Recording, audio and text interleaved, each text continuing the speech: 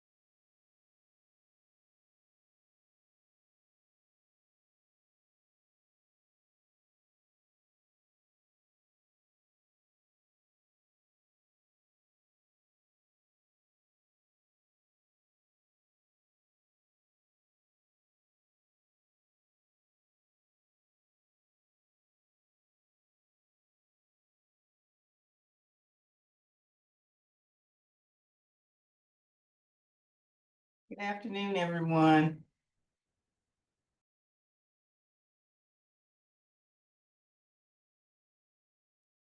Afternoon. Good afternoon.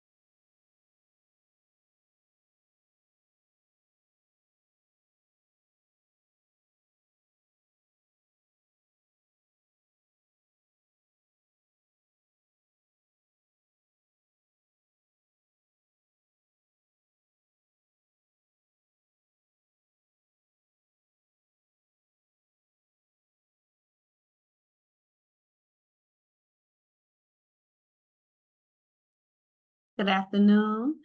Ms. Keisha, have we reached quorum?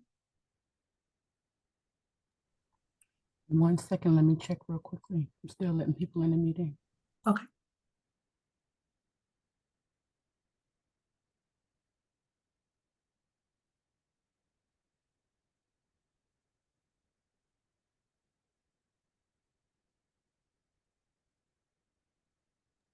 We are now at quorum with Miss Natalie Byer. Okay. Well, good afternoon, everyone. Happy Wednesday. I hope everyone is doing well. Happy Black History Month. We are calling the February 26, 2025 meeting to order at 3:02.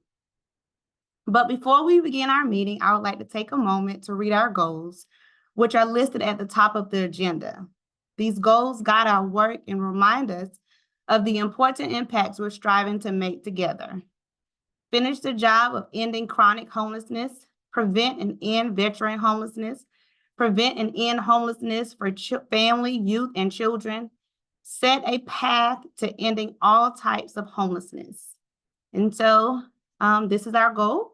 And so we're going to move along to the housekeeping. HSAC members, please add HSAC to your name. Complete the sign-in sheet in the chat. Stay muted unless speaking. Use the virtual hand raising feature for questions. Community development will monitor questions in the chat. And so we have a new HSAC member, Miss Tasha Melvin from Families Moving Forward. She is representing the sitting nonprofit seat. Welcome, Miss Tasha Melvin. Yay. Okay, before we move to public comments, Colin has an important update from lead agency. Thank you, Madam Chair. Wanted to give an update on where things stand. I know there's been a lot of discussion about HUD and all the federal budget stuff going crazy.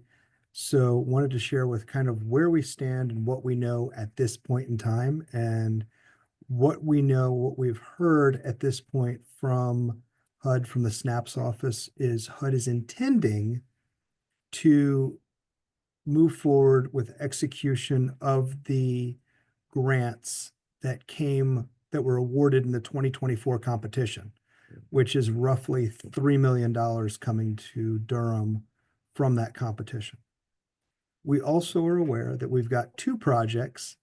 Most of the $3 million is renewals. Two projects, Housing for New Hope has one and Urban Ministries has one, that their renewal start dates were February 1st and March 1st. Those have been renewal dates forever and ever. And under ordinary circumstances, both of those agencies are aware that it takes HUD time to get those contracts executed and move forward. They're working on plans.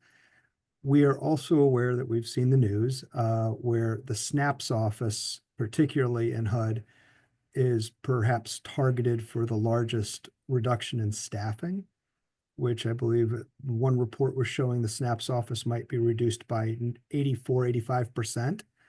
The SNAP's office in HUD is where all of those COC funded projects come from. So while the money, the programmatic money, may not be disappearing, staffing may be lost in order to execute those contracts, which could perhaps take some delays. So we have raised this up to city leadership and are discussing what to do. It's important to keep in mind that the city budget is sort of what it is for the year. So if we needed to find $3 million, the elected officials within the city would have to figure out something would have to be less important to reallocate those funds in the current year. But these are items that are on the agenda to just be aware of as a worst case scenario. But like I said, as of right now, what we have been hearing is HUD is moving forward with planning to carry out their part and making those contracts whole. We are looking at backup plans should that go awry or incredibly long delays. So right now, money has not been identified for it yet, but it also hasn't been said, no, we're not doing anything. And I've got one more thing, but go ahead, Commissioner Jacobs. The second item, and I lost it for a second. The second item, wanted to give you all a heads up. We in the homeless system are aware that there's been some chatter about DHA evicting 100 households. And we've had some communication with DHA, and we've been talking to Coordinated Entry.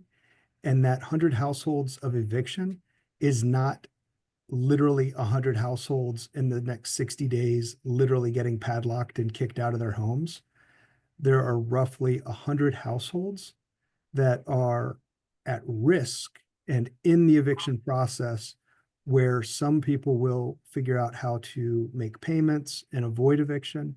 Some may get evicted. And speaking with their CEO, Jason couldn't be here today, but Jason's the attorney and could have filled in some gaps, but we can have Jason fill in next week or via email if there's something I'm missing. DHA is owed nearly $3 million in back rents, which makes it hard to staff, do repairs, and do the other things. And according to their CEO, he communicated to me that their commissioners were saying, we've got a long list of people who want to pay rent, and we've got people living in housing who don't want to pay rent. So we need to figure out how to make the budget work to make public housing affordable. So that's where they are in this process.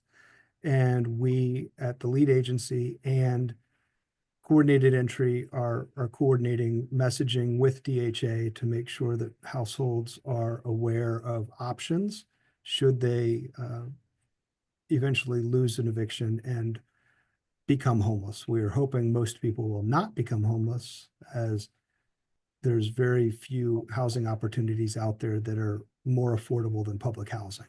So it will be a very big challenge to rehouse those folks.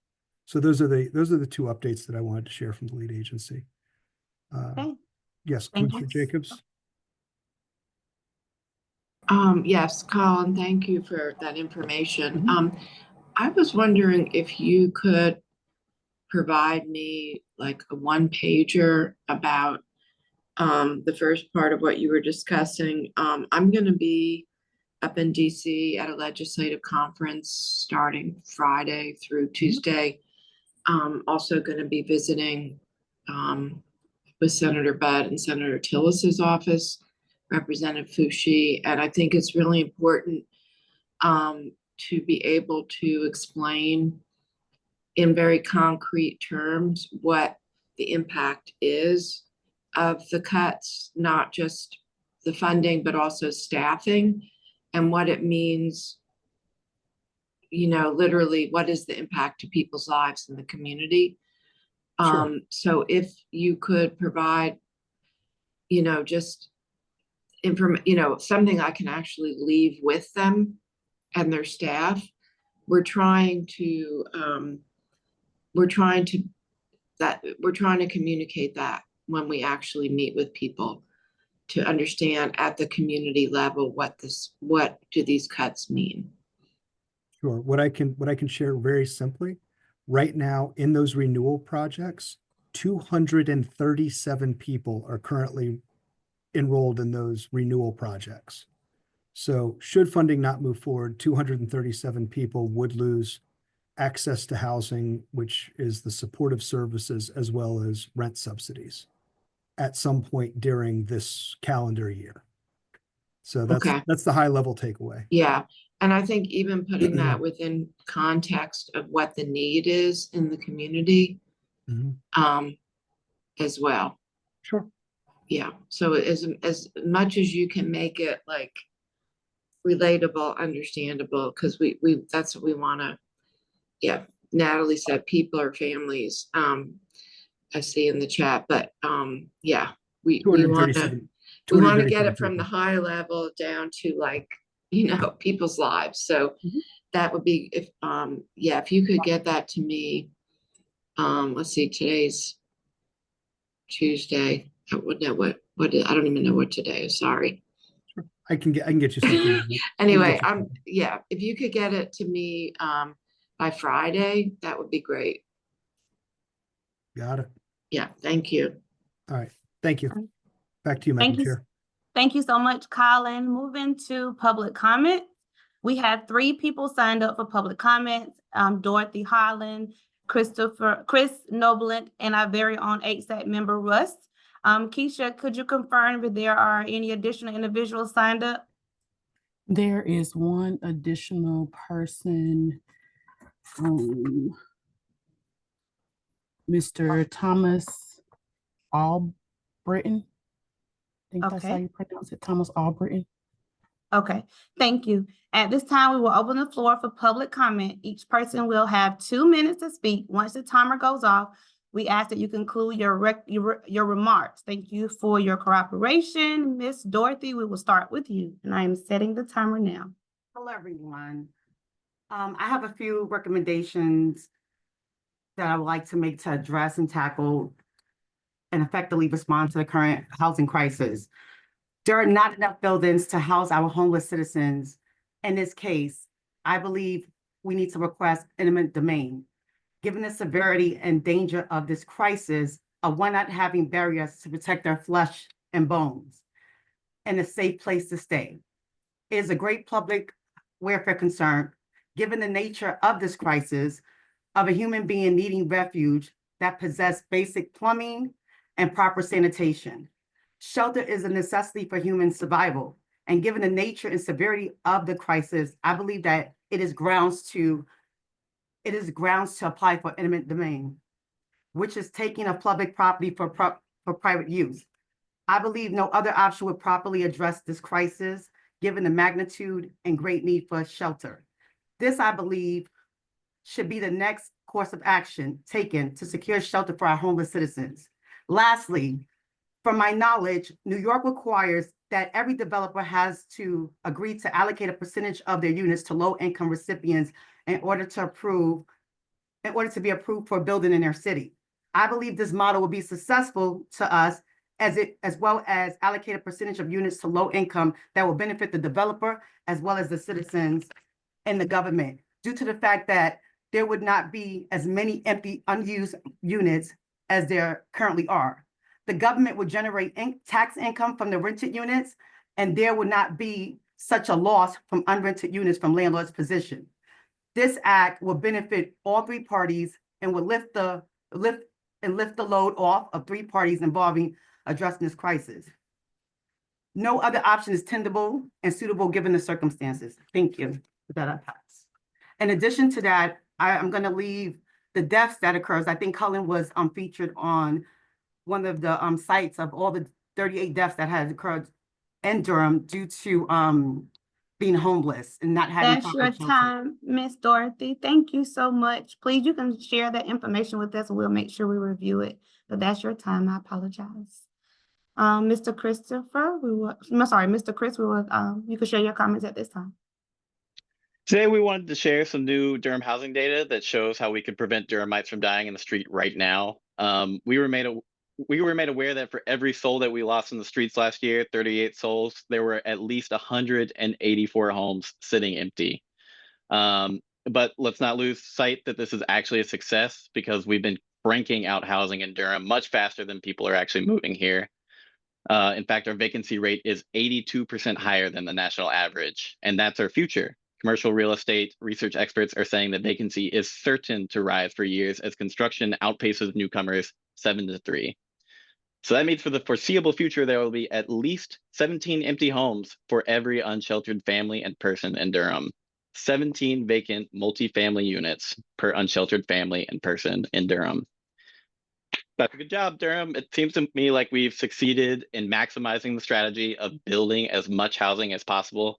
And this is a good time to step back and ask, how has this very reasonable tactic of increasing supply done for actually ending homelessness or decreasing rent?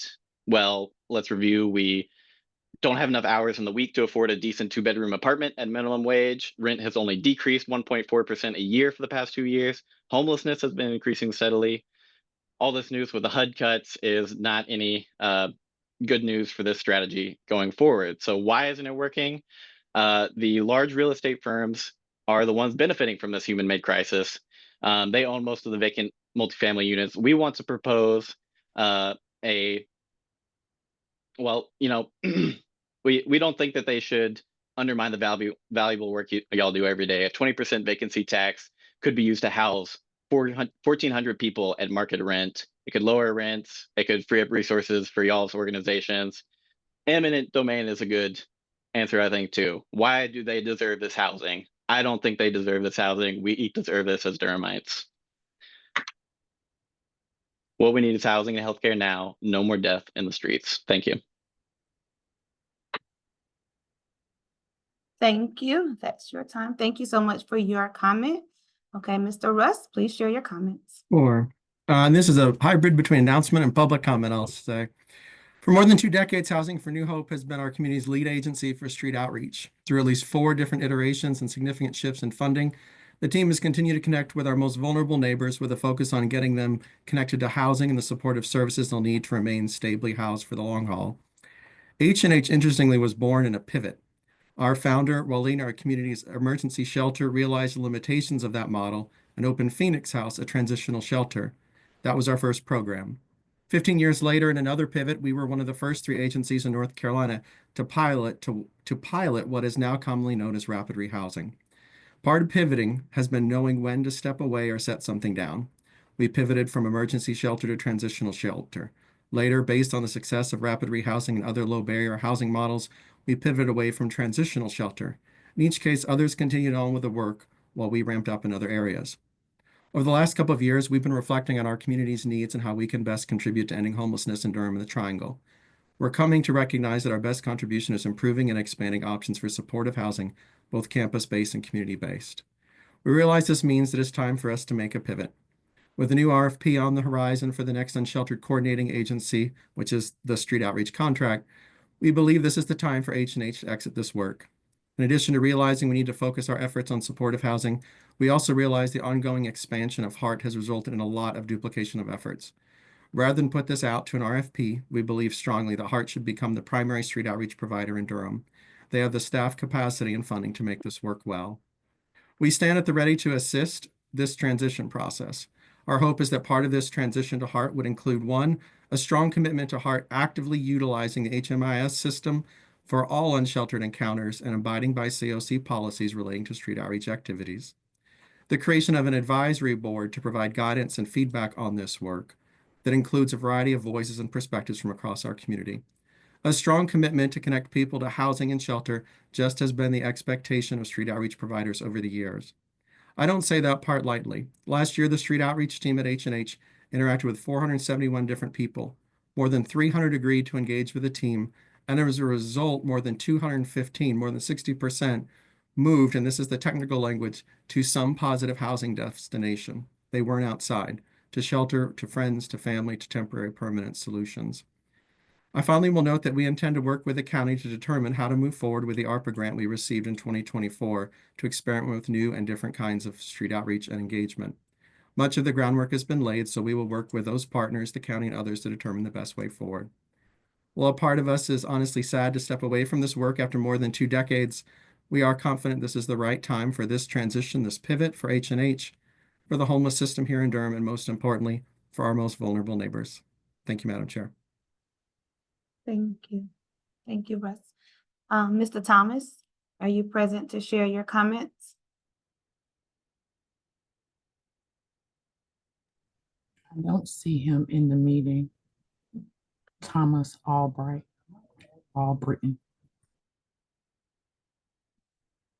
I'll give it a few more seconds. Mr. Thomas, if you're present, you can share your comments now. Okay. We're going to move to the approval of minutes. Members should have received the updated meeting minutes for December and January, including the agenda, the updated minutes, and supplemental comments from Chris Noblet. These were sent at 3:07 p.m. yesterday. Are there any edits or corrections on the last email that was sent yesterday at 3:07 p.m.?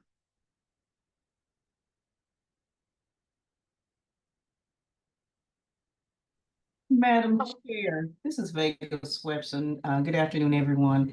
There may be a potential edit in terms of my attendance. I appreciate Keisha for helping me try to resolve that, but I'll also check in with Mr. Jeffrey about it as well. Okay, Thank you. thank you.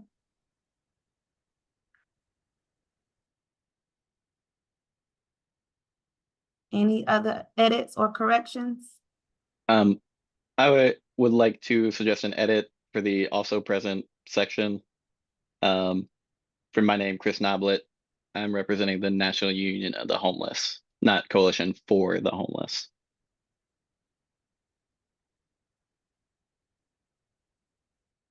Thank you.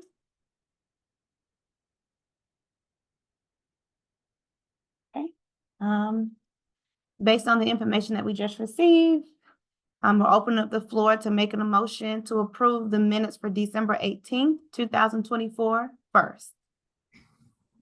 Madam Chair, I move to approve those minutes. Second. Thank you. All in favor indicate yes in the chat, against indicate no, abstain is as needed.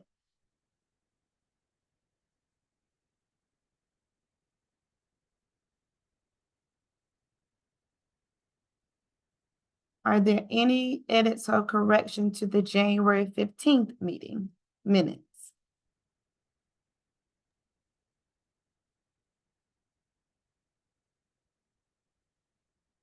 Madam Chair, this is Vega Swepson again. I apologize. I was supposed to indicate edits to the January, not the December. Please forgive me. That's okay. I didn't make that clear. That's my apologies. Okay, so we're opening the floor for a motion to approve the minutes for January 15th, 2025. Move to approve January minutes. Ms. Helen. Thank you, Helen. Thank you, Helen. Do we have a second? Second, Renee Okay. Vaughn. Thank you, Reverend Vaughn. All in favor indicate yes in the chat, against no, or abstain as needed.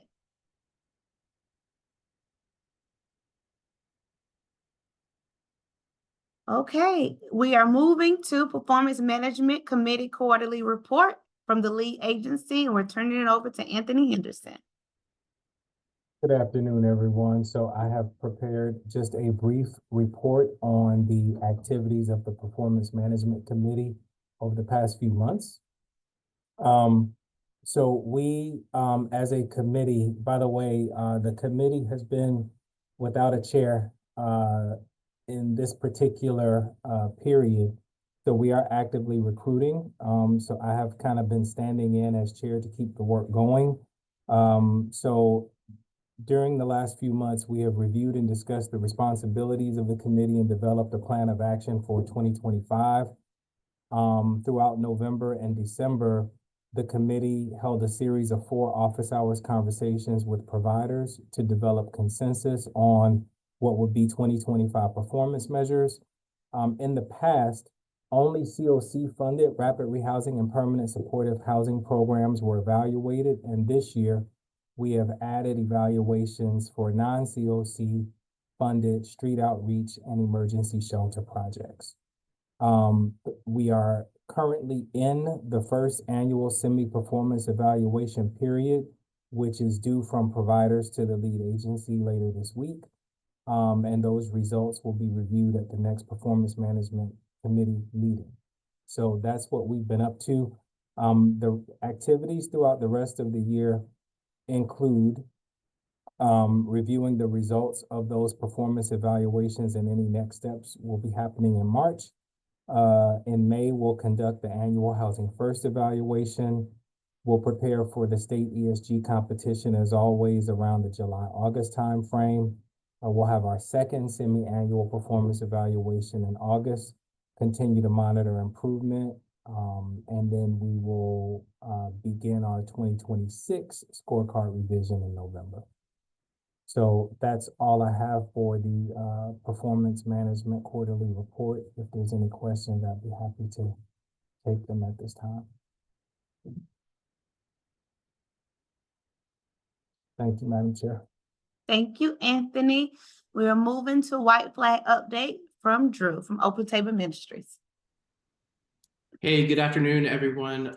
Yeah, so would love to just share briefly how things have been going on through our White Flag project. So just as a reminder, on nights when the temperature is below 32 degrees or below 35 degrees with precipitation, we're hosting Overflow White Flag Shelter at Yates Baptist Church, which is on Chapel Hill Road. We'll briefly share some numbers from January 1st to present. We've done 32 total nights of shelter between January 1st, excuse me, and now. So just, I know I've said this, but as a reminder, we send out those dates that we're doing White Flag on Monday for the week ahead. So as you all can tell, it's a very North Carolina winter. There was 4 inches of snow last week and now it's 70 degrees out, but we've done 32 total nights and we've been averaging a little over 16 folks a night who take advantage of that shelter. We served 145 unique folks during that time period. Want to extend a special word of gratitude for everyone in our community who's stepped up, especially during some of these winter storms, especially Russ, your team with Rebecca and the street outreach folks. Urban Ministries also does overflow on White Flag nights, as well as Families Moving Forward. And it really takes a coordinated approach. Our shelter is just like a small overflow of what the rest of the community is doing. So truly appreciate everyone stepping up, especially on those really cold nights. A couple of stories we'd like to share. We have an average of about 7 to 9 folks who are consistently using the shelter every night that we're open. And then those additional 7 or 8, again, the max we can take is 20 on any given night. Those folks are changing from night to night. But one particular neighbor who was using our shelter every night that we've been open was able to build some rapport and trust with him, connect him with a family member, and use some diversion funds so that he was able to get reconnected, exited from homeless, to get reestablished with a family member. And then again, just the theme of stability. So really just being able to connect folks with a place where they know when it's cold consistently, like last week, for example, 8 nights in a row, where folks know that they just have an additional place to go to get off the street. So yeah, again, just want to thank all of our partners because it truly takes a community-wide approach to do the cafe during the day when there's 4 inches of snow. I know that was a huge benefit for our community, to helping with transportation and getting the word out that, hey, it's going to be cold tonight, make sure you're staying safe. So I'm happy to answer any questions that folks have.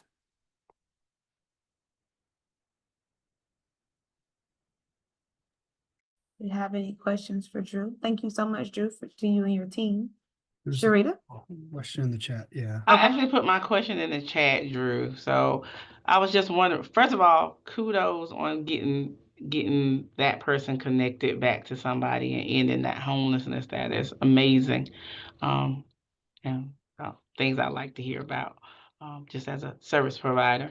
But are we connecting the consistent people that have been showing up? Do you have any idea whether they're connected to the system already, or are we connecting them when we see that there's a consistent need for like White Flag? We're connecting with them the best that we can. So, at Open Table, we don't have the capacity to enroll folks in our private street outreach program, but we're encouraging folks to call Entry Point Durham. We're entering them in the HMIS, of course. Folks are coming to Free Store, which we offer every Tuesday, and also to our office hours. So we're making sure that folks know about those resources. So the best that we can, we are connecting folks to resources, Sharita. And I know that's a question as well for families that are staying with FMF and for the single adults that are staying at UMD, because we want to make sure that folks are taking advantage of that touch point.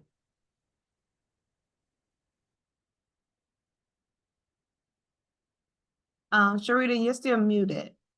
I have a follow-up question. So, and maybe this is not just a Drew question, maybe this is a systems question. So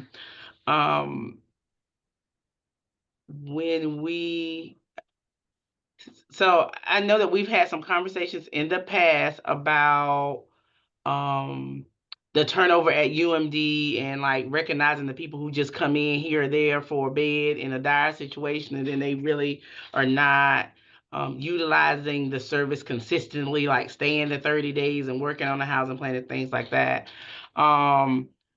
Can we start to target, especially when we see people consistently showing up to White Flag, and figuring out how we engage them differently? and intentionally to try to figure out how to help them and be responsive to them as we see their, continuing to show up. Can we formally kind of look at that and figure out how we serve that population of people? Because it doesn't sound like they have a problem coming into shelter space. So what can we do differently to meet them where they are? Just a question.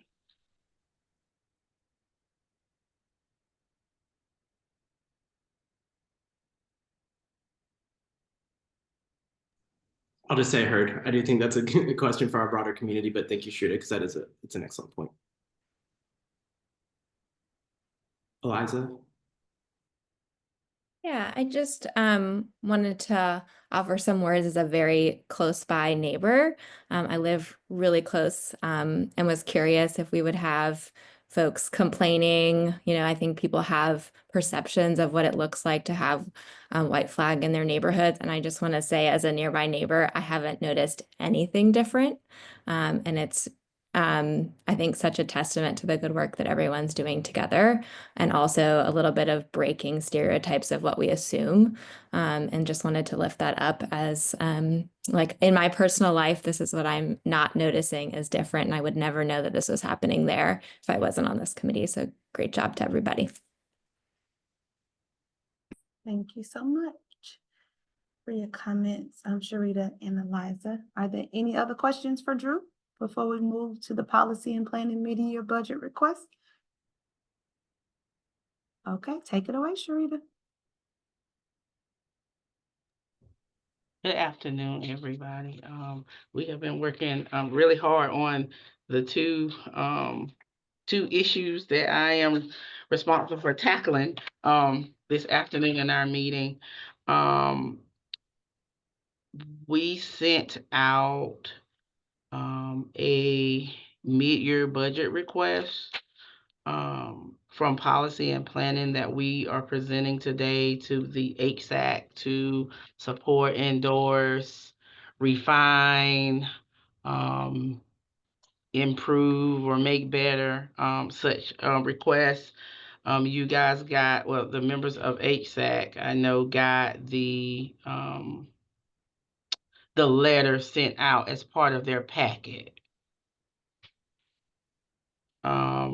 And so the brief is that policy and planning is asking HSAC to vote for a mid-year budget request seeking $125,000 for more homeless diversion funds to be added to the coordinated entry with a diversion contract, $185,000 in flexible housing vouchers and supportive services to be made available prior to June 30th, 2025, and $40,000 for medical respite to be awarded to Project Access of Durham County.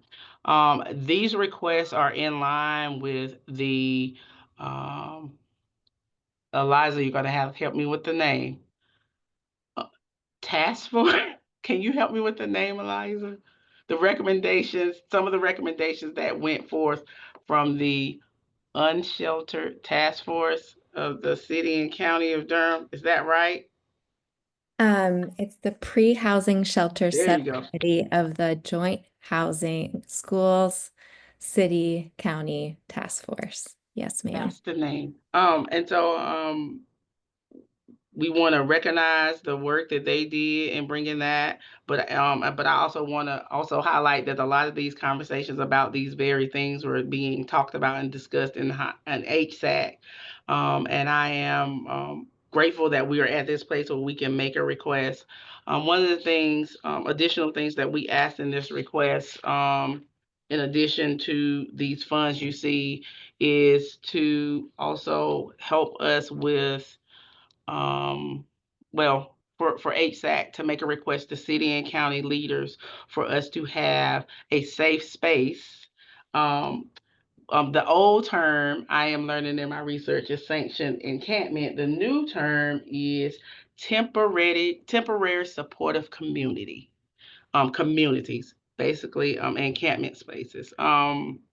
For people to go. One of the things we heard as part of our discussion while we were working and as we've been working on the tent distribution policy is that city, the general services staff, when they're being tasked to move people's things from places they shouldn't be, they want to know where does it go. Some of them, are very conflicted about having to do that and throw people's things away because they kind of, they understand the that's all people have. And so this request for the encampment space would also, our hope is to open us up to be able to pilot some of the other projects that were not only mentioned in the task force recommendations, but we've talked about and not been able to fund in the past.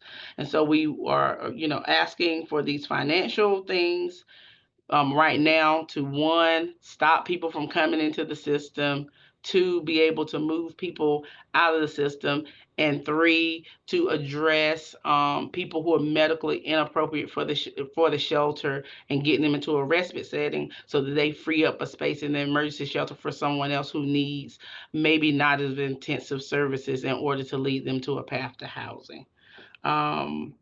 With that being said, I will entertain questions. We have allotted 30 minutes. Doesn't have to take 30 minutes to do this, but this is an item that will require HSAC approval before it can move forward to city and county leadership.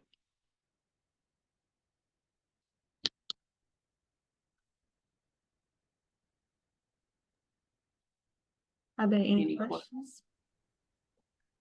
Go ahead, Alexa. Just a quick question. So, for context, the Pre-Housing Shelter Committee brought this work forward, and in late January, and I think so much has changed at the federal level. And so I was not a part of conversations in policy and planning. And so I just am curious if that was discussed in like how that was discussed as that landscape is changing.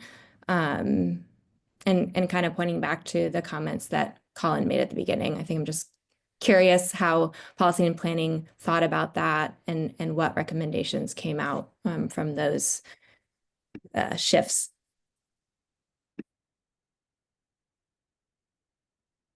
That's a very good question. I'm gonna answer it the little in a way that I can answer it. But I would definitely say that we did not do as much conversation about kind of the political funding kind of like as I thought we would. I think that is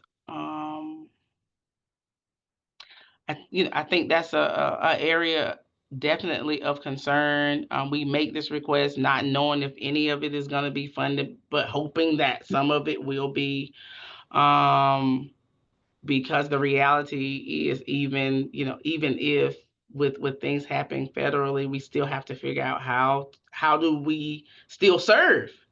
Like, how do we still serve? How do we stay relevant? And then, we have to shift our focus from depending on government funds to figure out what do we have here at home to be able to sustain and be able to continue to provide care.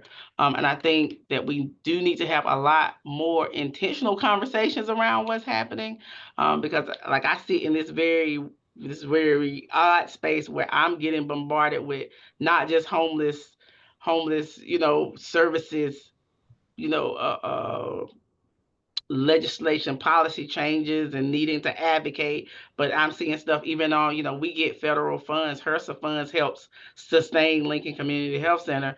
I mean, we have some good public-private partnership stuff right now that we're okay, but we don't know what's going to happen and how long this thing is going to play out, right?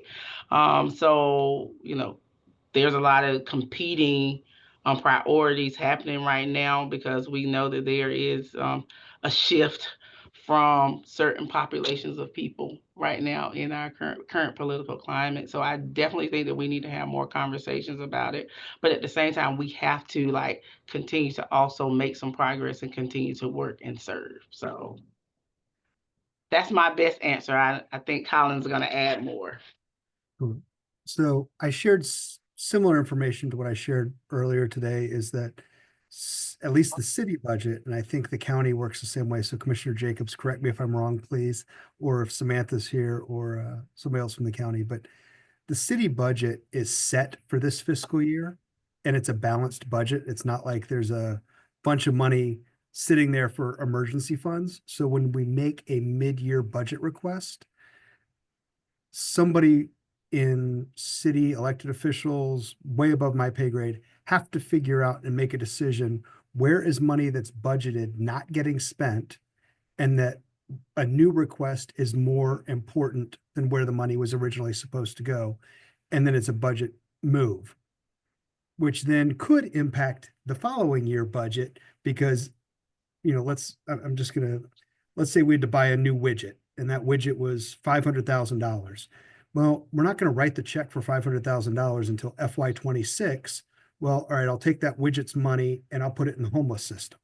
But then that $500,000 may or may not be available in FY 26 because now you got to buy the widget where you weren't planning to originally buy the widget.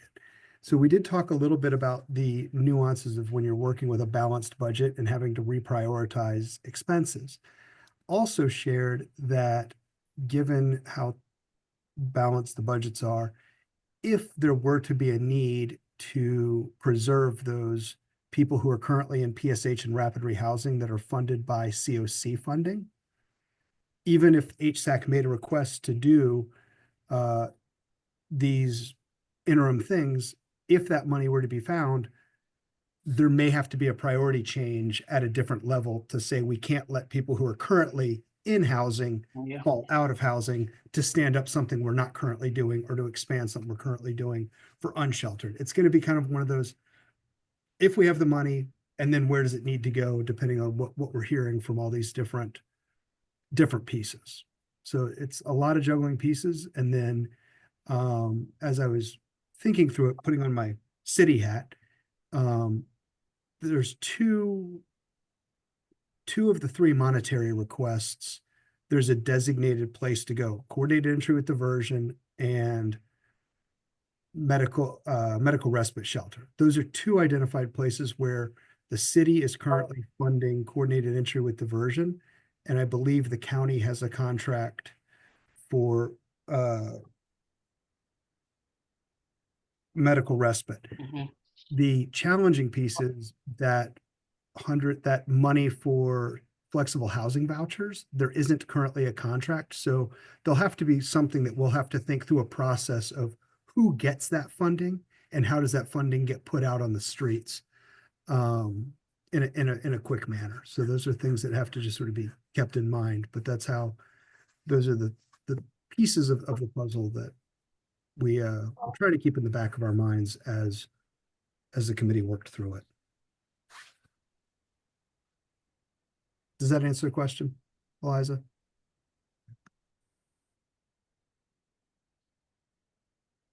Councilman Jacobs, you can go ahead at this time.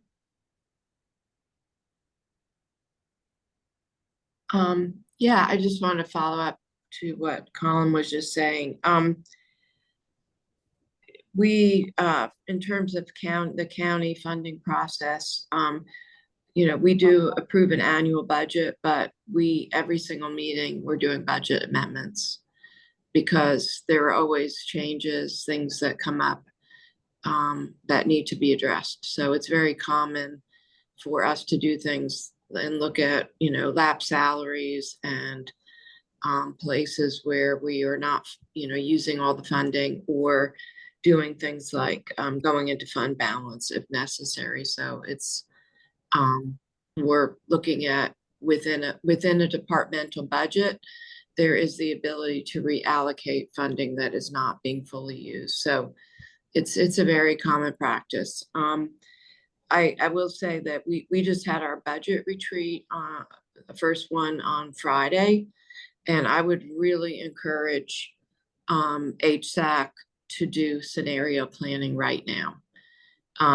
I would hope that you all are working on a very clear analysis of exactly what are each of your funding sources, how much are they? What are they going towards? That is the first step. And I would hope that you already are doing that now. We discussed that at our meeting on Friday. Staff presented to us with all our departments related to federal funding, what could be potentially impacted. So that would be the first step, and that's really critical to do that right now. So I assume that you all are doing that, but that is, yeah, that's the first step. Because so yeah, we have done that.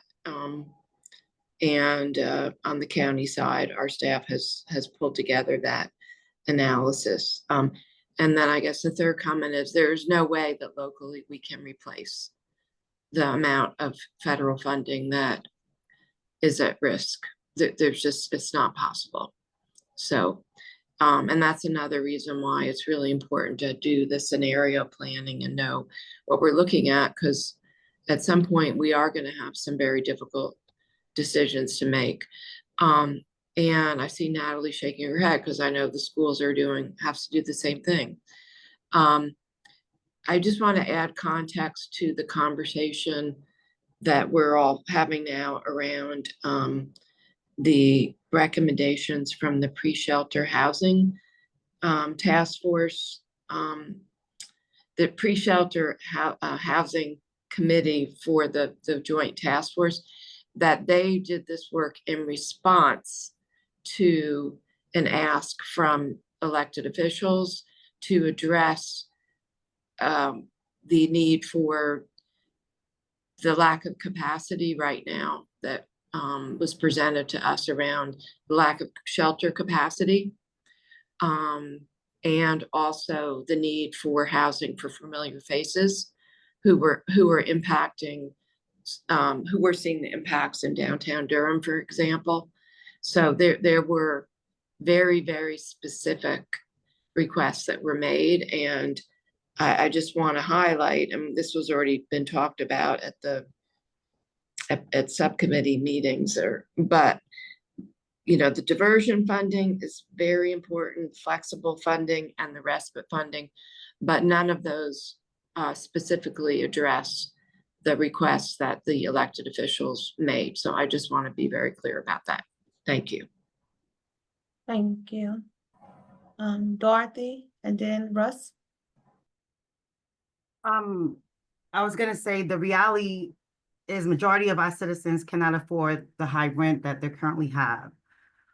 Majority of them are low income or median income. So my question is, are we going to request eminent domain to get access to some of these buildings that are currently empty? Being as though I think it's outrageous that there's deaths as a result of homelessness. And I don't know who would legally be responsible for that. But to me, I believe that's a crime against government. And someone should be, I don't even know if they should be arrested for that, but that seems like a crime. And I feel like Durham there should be an outcry. There should be an outcry I'm not sure who to contact as far as DC or someone, but there should not be deaths from homelessness. Someone needs to be legally responsible for that. And I want to know what we're going to do, because now that we know there's a deadly crisis, in which our very own was featured on the article that showcased that this is the reality of what's happening. What is the next action? And if it's not eminent domain, what is it? Because I believe that's grounds to request it based on the deaths of our citizens. That's outrageous and disgusting. Thank you, Dorothy. Russ? So I don't know if this is a Colin or Sharita or Ebony question. I hear Colin saying that we're doing scenario planning. I'm not certain who the we is. Other than one, and I've expressed this as a concern. I mean, we had planning and policy. This wasn't on the agenda. We had 2 agendas sent to us this week for this meeting. It wasn't actually on the agenda. I'm coming at this from having been through this while on the executive team at Global Church World Service in 2017 and going through this with refugee resettlement. So I'm probably more heightened at moments about what scenario planning and contingency planning looks like. And it, other than being asked what we're planning for the one contract that's lapsed, I mean, I guess I'm just curious to hear, maybe Shrita in planning and policy, like, what is our actual plan to dig in and look at what this looks like? And are we then going to lean on the lead agency? Do we feel like we need to go to a different level within the city and county to make sure that the needs are known? I feel like we're saying we're planning. I'm just not sure what I'd point to. Like when I was asked earlier by one of our neighboring COCs, I didn't have a lot to point to, which they found sort of strange considering how much of the COC funding comes to our agency. We're doing it internally. I just don't know what we're pointing to for data to support the statement that we are planning. Sure. I have compiled a list of all the COC grants, all of the start dates, all of the amounts of money for the year, start date, end date, numbers of people currently in all of the COC projects that are up for renewal. We have forwarded that to higher up our food chain. And we know that we've got CDBG money that flows through community development into several contracts, and about $175,000 of rapid rehousing and emergency shelter money that comes from state ESG or city ESG through us. The state is doing their own thing with the state's ESG funding.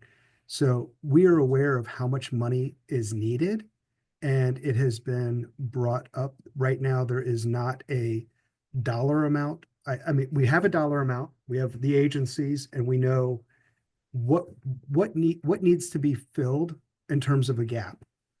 On a city perspective, and I don't know if Keith is here, he may need to jump in and help fill in some gaps. If I'm misspeaking, is that finding, $3.5 million takes some time, but that's roughly what we're looking at. And there's two projects in that $3 million that's coming from HUD that are new projects. Triangle Family Promise has a project that is not started, so that could be a delayed start date, as people wouldn't necessarily lose housing. I've got a chart that I'm trying to figure out. I'm just going to try and drop it in the chat, but let me see if I can send it to. Can I just, But can I respond? Can I respond first, Russ? Go for it. Okay.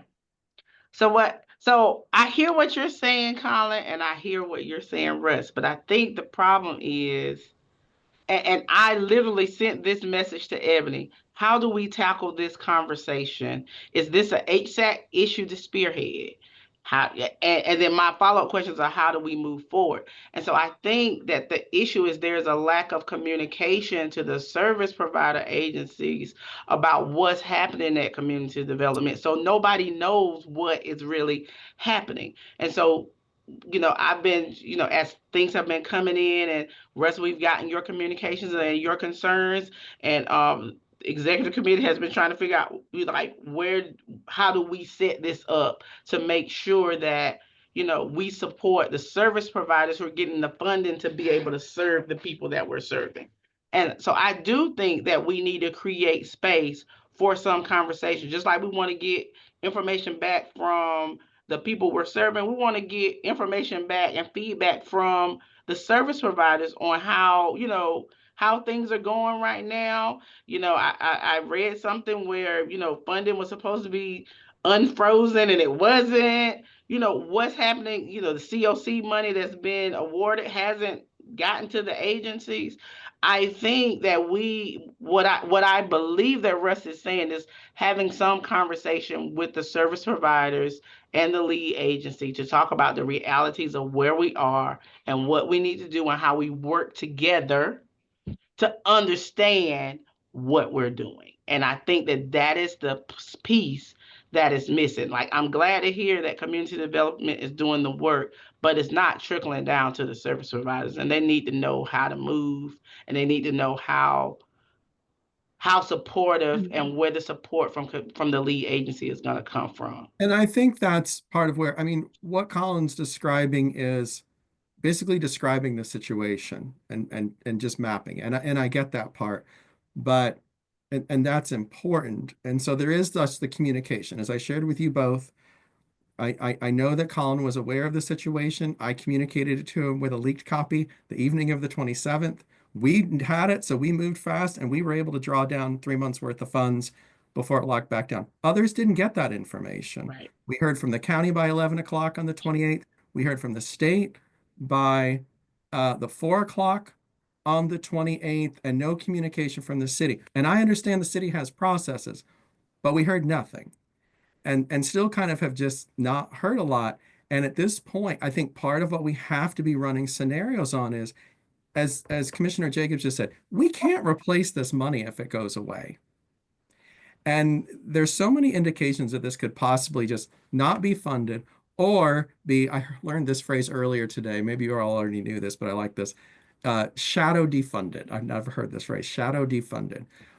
That if you defund the SNAP staffing, nobody can move money. It may just sit there.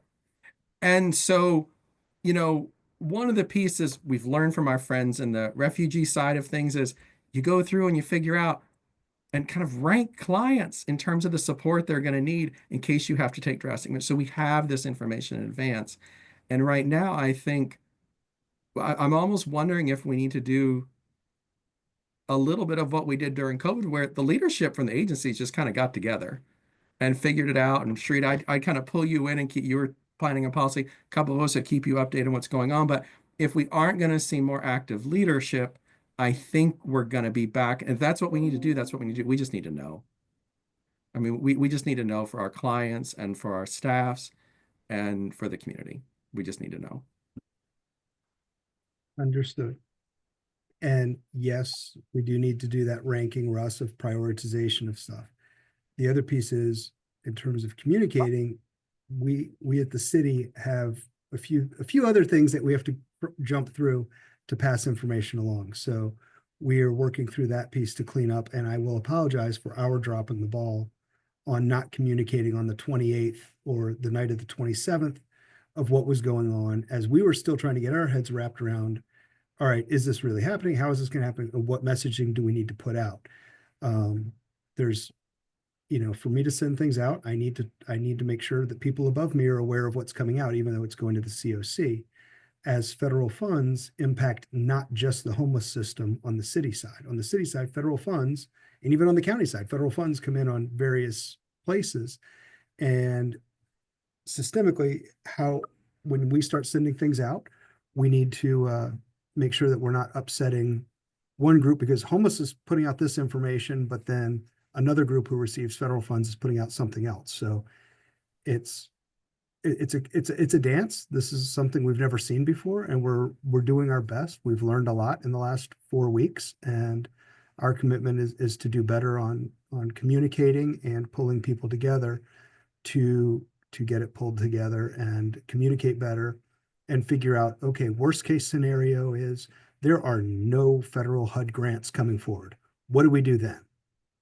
Right now, there's no money identified in any FY25 or FY26 budget to cover that. Okay, if that doesn't happen and 237 people are going to lose supportive services and rents, what's the next best option is what I'm hearing you say, Russ. And that's what we need to do, is sit there and sort of like, what happens on May 1st when the next round of contracts start? What do we do then? And if there's no money and there's no guarantee that those contracts are coming, do we stop accepting? Do we start closing those down? Do we change the rental structures? Those are conversations we need to be having. Some of those need to be case by case. Some of those are system-wide discussions, because some nonprofit organizations have very deep pockets and can go raise money that can cover a bit. Some don't.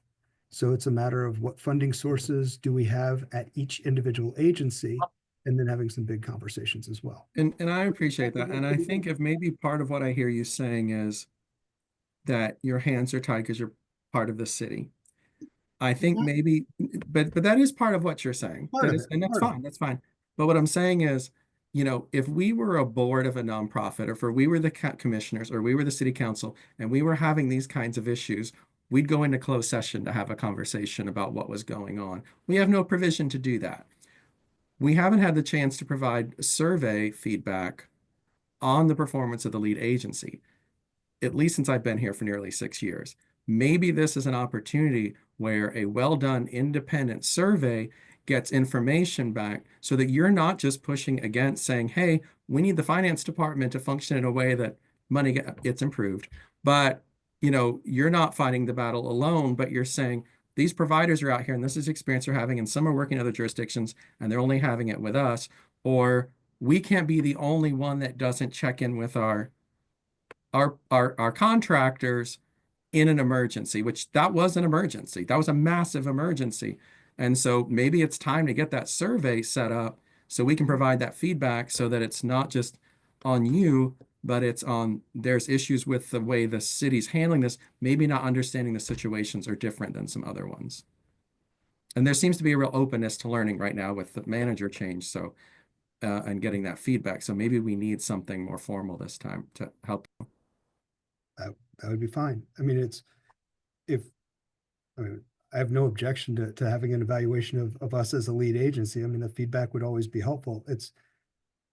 It would be, I mean, is that a directive for us as the lead agency to go create a survey on how are we doing? Or is that something that another group should possibly put together that survey? It would Should need to that be. be a- It's sort of like, who wants to take lead on doing that evaluation? That It would normally be an I mean, I'm thinking nonprofit world, it would be an executive committee working with somebody independent, or the HSAC membership without the staff present figure out. That's the closest parallel I can think of. I agree. Okay, I see Sharita's hand and then you're down. Is that what you're saying? Okay. Dorothy? I was gonna say, please forgive me in advance for my forwardness. But is not homeless citizens dying in the streets not more important than illegal immigrants being housed in 5-star hotels per family for $4,000 a month in 5-star hotels? Are citizens dying in the street not more important than illegal immigrants getting 5-star hotels?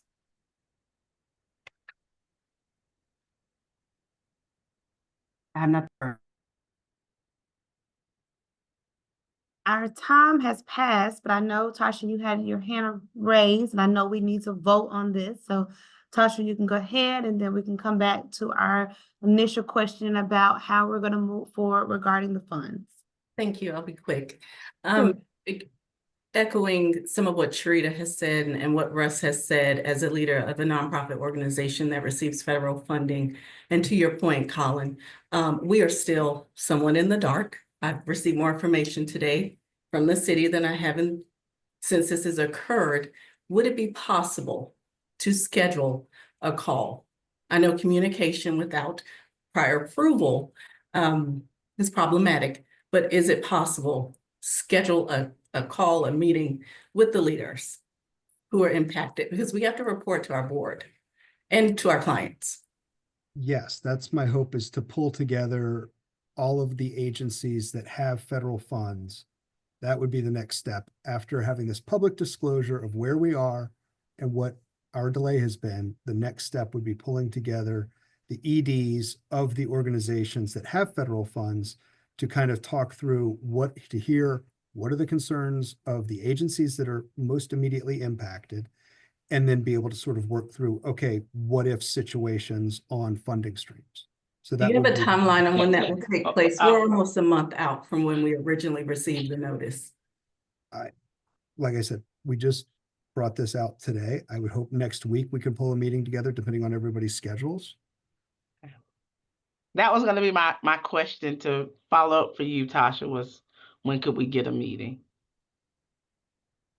I know that there are several questions in the chat, and I'm not sure where to begin. I know that this is a very tough subject, and we want to make sure that everyone has what they need. And Russ, when I received your information, I shared it with the executive team, and we are planning to talk about this again in our executive meeting so that we'll know what process and procedures that we're going to have. We're going to invite other people to come during that time to give us more information as well. I'm going to need some help, lead agency, to tell me who questions we have not addressed. But I do know that, Sharita, you initially had a question or a motion about the funds. Yes, so I love the conversation that we're having. I think is timely, Yes. it's overdue. But we do have a matter before from policy and planning recommending us move forward on these requests, knowing that some of these or none of these may get funded. We do want to uplift the need for a sanctioned space for our folks because that is real. That is reality. The park got cleared out on Monday. I literally had a lady who was trying to protect her tent on Friday who had identified a place, and I had to figure out, well, that was maybe Wednesday, figure out a place for the means to get her into housing before the storm came and before her tent was taken on Monday. And so, the general services guy in our tent distribution meeting was like, I'll move it. He said, I just hate to throw people's stuff in the trash. I wish there was somewhere that I knew that I could take their stuff. And it's here and it's now. So, I would like for us to, consider this and push it forward from the HSAT making these requests. I don't want to motion it, because it came from policy and planning. But this is an item requiring us to vote and act, please.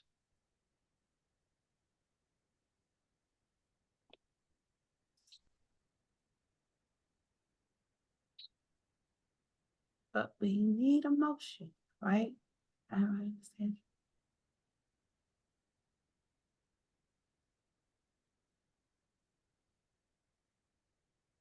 We're making a motion? You said you not making a motion? Well, I wasn't gonna make the motion because it came from us. The silence makes me think that maybe what the HSAC is saying is that we don't want to make a request. Okay. So I'm not sure.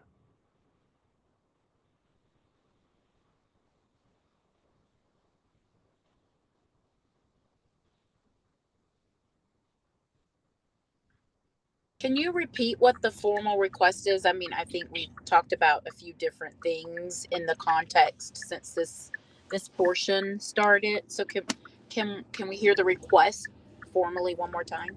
So the background of the summary of the request is that policy and plan is asking that HSAC vote for a mid-year budget request seeking $125,000 for more homeless diversion funds to be added to coordinated entry with a diversion contract, $185,000 for flexible housing vouchers and supportive services to be made available prior to June 30th, 2025, and $40,000 for medical respite to be awarded to Project Access of Durham County. And then the letter that was sent out to the body also requests the moving forward of a strategic plan. Where's my letter? The strategic plan, the sanctioned encampment space or temporary supported community space, safe space in our community. And there was one more item on that letter. Where's my letter? Colin, what was the third item in that second session of that, of the mid-year budget request? In terms of dollars or, No, the other things other than the dollars. oh, is the strategic plan identifying a space for sanctioned encampments, safe parking, pallet homes. And the third one was an update on Forever The Home. Forever Home Durham units, yeah. Those were the non-monetary or the pieces that didn't require additional money from elected officials.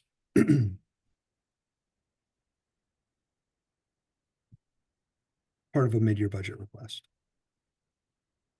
So is the mid-year budget request for the dollars amount of 125,000, 185,000, and 40,000, and then some that's- non-financial requests as well for encampment space, strategic planning, and updates on the Forever Home Durham units. Madam Chair, I'll make a motion to approve as Ms. McCullers just stated, rather than repeat what she just said. Thank you, Helen. Do we have a second? A second, Mrs. Joanne. Somewhere else. Okay, we have a second, but we also have a question. Ms. Thompson? Well, Hey, Madam Chair, it's Alicia. I was gonna second it, but they beat me to it. okay, thank you. All right, so we have a second. All in favor indicate yes in the chat. Against indicate no, or abstain as needed.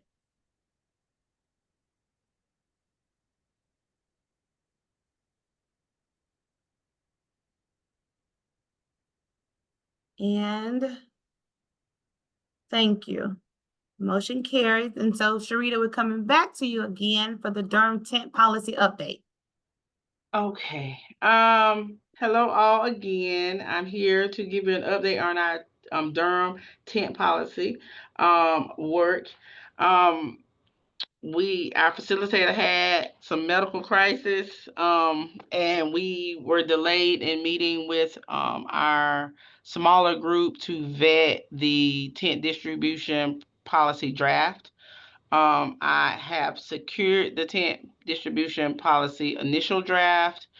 The plan is to move forward on, myself and Ms. Herbert are meeting after this meeting with our facilitator.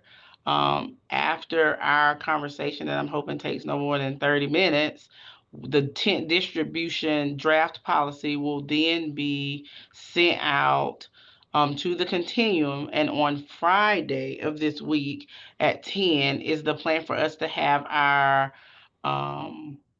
follow-up session for interested parties to vet the draft policy before we bring it before the full HSAC body to decide, well, for approval. I do have a question because the timeline that I had was to actually be presenting you a draft policy today, and due to those uncontrollable circumstances, I do not have that policy ready. And so my question is, well, my concern is that I really wanted us to get this policy out sooner than later because it's past due. And I would hate for us to wait all the way to our next HSAT meeting to vote on a policy. So I would be asking of the body today if we could come up with some means of, once it is reviewed by the working group on Friday, and updated as needed, if we got a policy out, if we could create space for some alternative means to move forward on making the policy an official policy.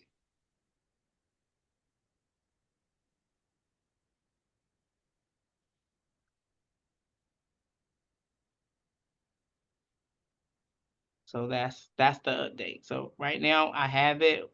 We will vet it with, go over, because our facilitator has a few questions before she wants us to send it out to the working group. We will answer those questions today. She will get those questions answered. We will get the draft policy out to the group, and we will meet on Friday. And then I would like to know how we can then vet that policy prior to when is our next meeting scheduled for, Keisha?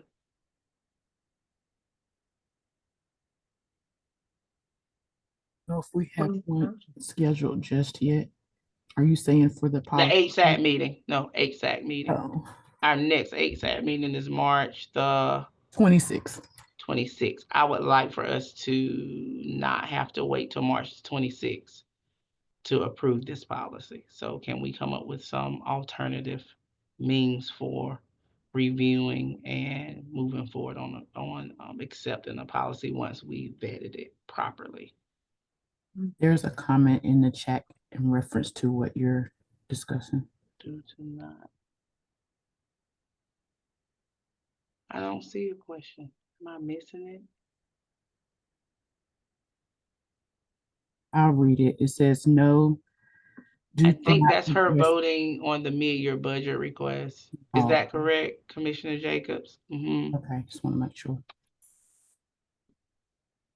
Okay, I know in the past, Sharita, we have voted via email on different items. Is that a possibility for what you are requesting now? Is that something that we could do?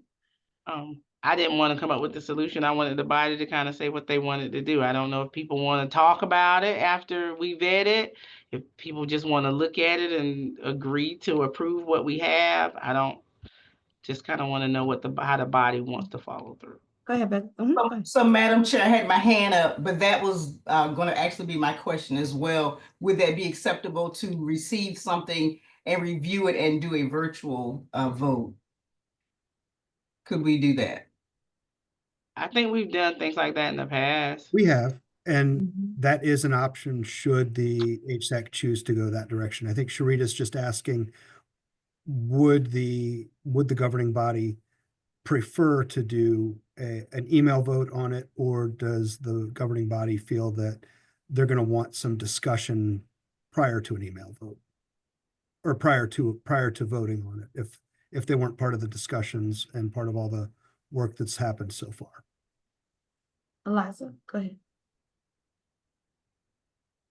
This is not a direct response to what Colin just shared, but was just thinking if it's an email vote that's we decide on, it's really helpful to have a little bit more information about pros and cons that were discussed and ultimate decision making.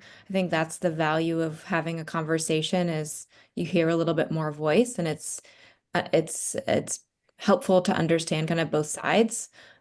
So that is a comment that would have been more helpful before Colin shared what he shared, but just as someone that has not been in those meetings, I think that would be valuable to understanding a full scope. And then the decision that the policy and planning group came up with, if we're not having a discussion. So so we would want to get the policy out to the full COC prior to Friday's meeting. And Friday's meeting is an open meeting. So if anybody wanted to come voice any concerns about that document, that would be the place to vet it. And for us to make corrections, adaptations. The hope is to be able to bring a robust, responsive, considerate policy to HSAC that's already been vetted, so that we can just establish the policy. But it's, it's open to anybody who wants to lend voice, and we share it openly with anybody who wants to chime in. And if we need to have, if people can't be present, what we have done through the listening session is also made it available for people to send feedback electronically that we also incorporate into the review process. Okay. Any other thoughts to Sharita's request?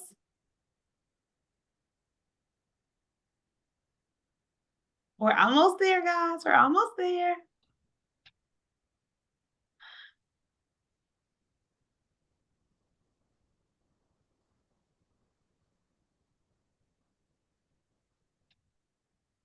Well, Sharita, if no one else is sharing anything, possibly I think we could walk away saying that we can vote via email so that we can go on record saying that we have something in place if no one else has. Well, Eliza, do you feel good about kind of the process that we try to do?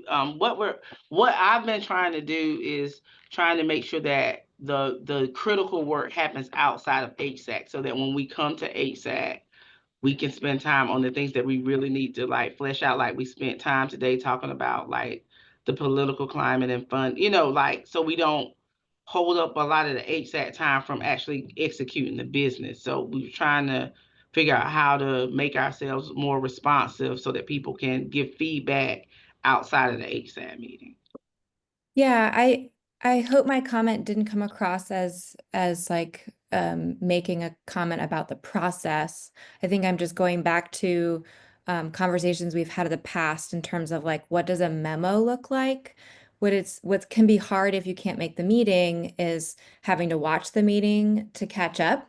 And so if there's a memo that says like here's the summary, like if we want to move forward with an email vote, here's the summary. Here's the pros and cons that were discussed in short. If I have more time, I can go back and watch the meeting.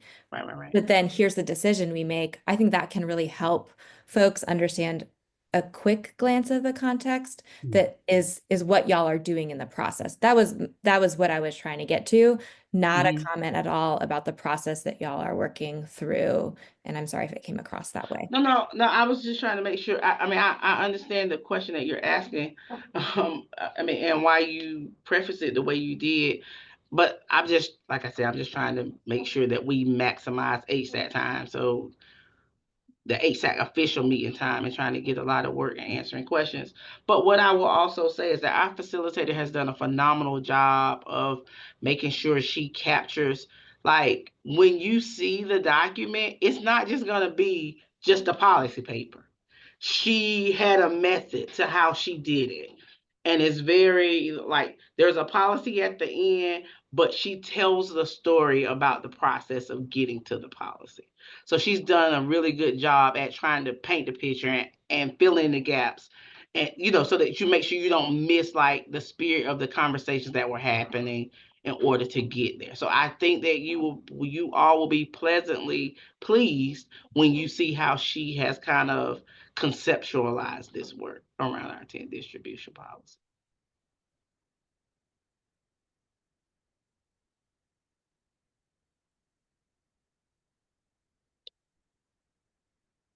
So we just need to determine how HSAT would like to move forward. I've heard about an email vote, and Eliza has also wanted to open the door to like maybe more feedback needs to happen before we completely approve a policy. So we have like some options here. How would we like to move forward? May I ask a clarifying question? This is Tracy. If we are reviewing the policy as it's being presented, what's the next step? Is this being voted on as HSAC, or does this have to be presented to the city council for approval? I don't know if it has. I know. So this policy would live. The policy that we're working on would live within the walls of HSAC or within the continuum. I don't know, Colin, if it will be lifted further. Being that some of that request also reflects back to this request for safe space. So I don't know what that process is going to look like.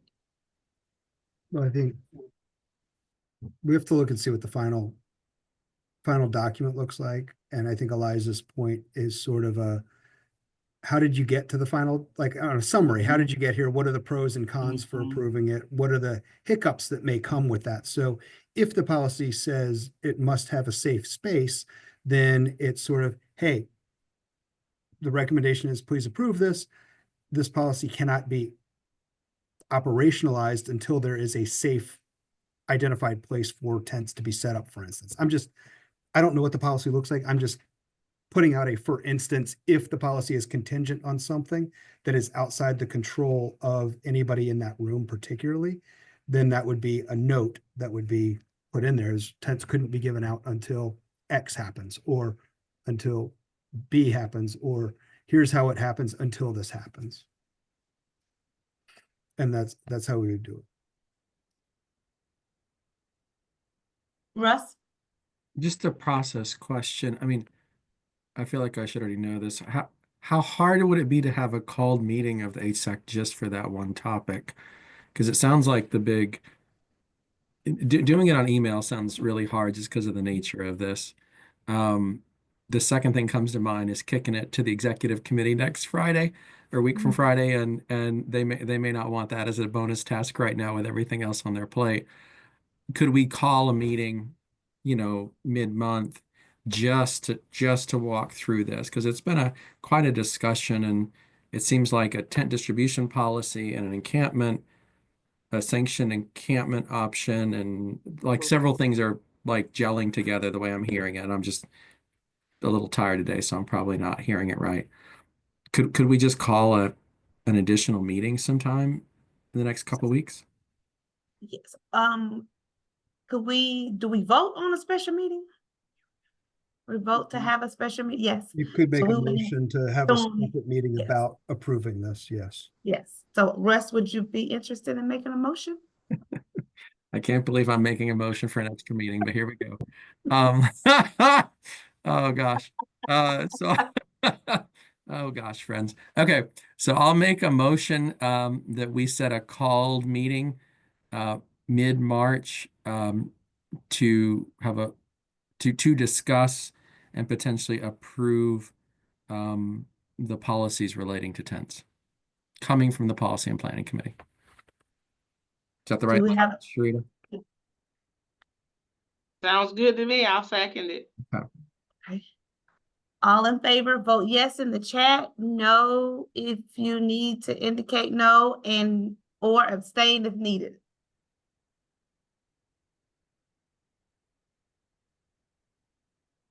Okay. All right, thank you. I know we're 2 minutes out, but we have one more item on the agenda, and that is Colin.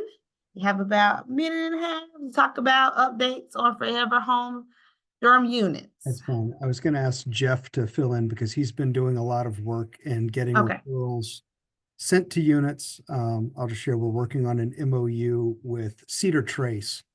That's the big one. And Jeff, if you want to give an update on Hardy Street and the others, I'll defer to you, my friend. No problem. As Colin stated, right now we're working on the MOU with Cedar Trace, and we're waiting for a response before we can move forward with applications for that one. But for Hardy Street, we've already started the application process, and the referrals are coming in.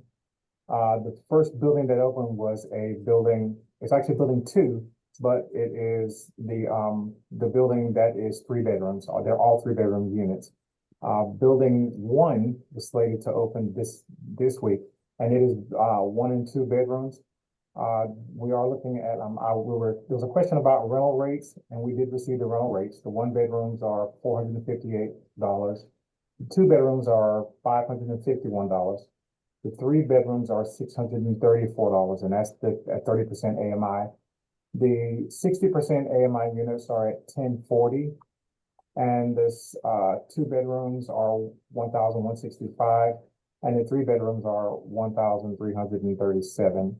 And again, we are accepting applications now. We've set up a process in Smartsheet where the referral is coming in to the lead agency for us to do prioritization through the by name list meeting that occurs on Thursday. And the application is actually set up through Kratom, which is the realtor, and they have a site to do the application. There was a slight issue, an issue as far as getting past the application fee, but that has been waived. So they're working to get that taken care of, but the applications have not been delayed due to that. They're still accepting the applications that are in based on the referral date that we're putting in for the referral process. So we're very pleased at how this is moving, and the fact that the applications are actually any type of information that's needed that may not be on the application. We're in real time able to get that information to them through the Smartsheet. We're able to communicate in real time on Smartsheet so that we can expedite these applications going through. So good news to report. So we're very pleased at how that process is going. That's it. Thank you so much, Jeffrey. I think there was a question that came through. Yes, okay. Colin's already responded to. Okay. Thank you. Are there any other additional announcements from HSAC or COC members? Our next executive meeting will be March 7th. Next policy and planning is March 10th at 10:30. Next performance management committee meeting is the second Thursday, which is March 13th at 10. And then our next full HSAC meeting will be March the 26th. And then we will hear of the new scheduled special meeting for 10th at a later time. Thank you all for attending our HSAC meeting today. I know it was a lot. I really appreciate you still being here past the 4:30. With no further business, I'll open the floor for a motion to adjourn. And again, thank you for all your work and dedication. We'll take a motion. If you still want to stay, we can still continue. So moved. Adjourn. Right, I move. I think that's by acclamation technically. Okay. Well, thank you all. Y'all have a great day and we'll see you next month. Bye. Whew.